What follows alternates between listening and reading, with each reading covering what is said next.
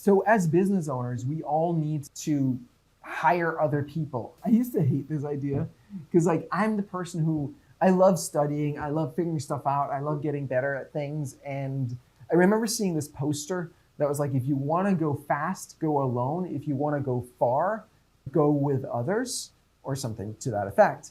And I was a little bit bummed about it. I was a little bit pissed because I was like, I don't really want it. Like, seriously, it's at one point I considered, should I just keep Simplero to where I could basically handle it myself, maybe with a few people helping me with support or something like that, but like not try to grow it, just to avoid the headaches of building a team and hiring people and all of that stuff.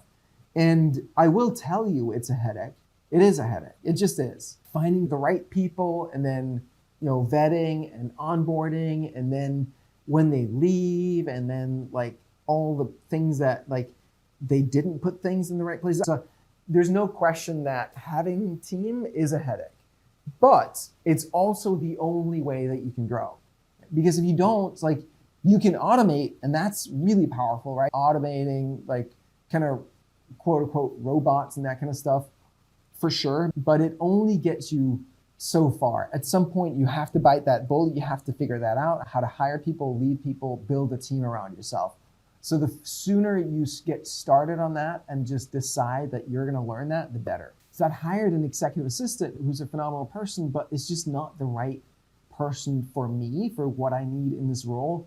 And I made the mistake of, I hired a firm to do the hiring for me because hiring takes a long time.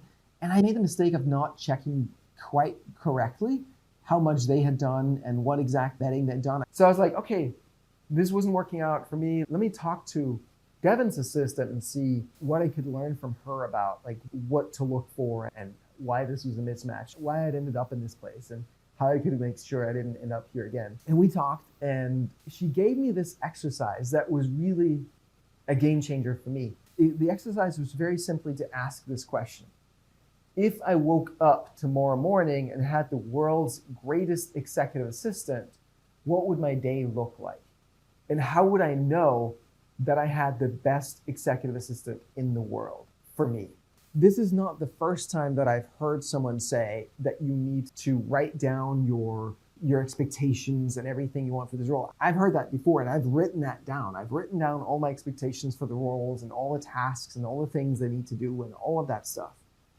But for some reason, this question, the way that that was phrased, that unlocked something completely different in me. It unlocked a different answer in me. It was like, now I was telling a story rather than listing facts.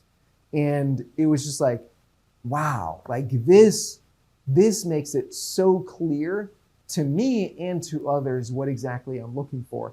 So now it's like we can put that in front of the people who are hiring for me, as well as put that in front of a prospective candidate and just say, is this what you want, right?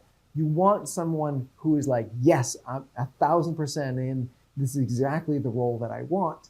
And if some people are like, nah, I'm not really sure. No, this is too much. And this is no, then you don't want them, right? I mean, they could be pretty much literally be the job description, right? That you put out there as the ad.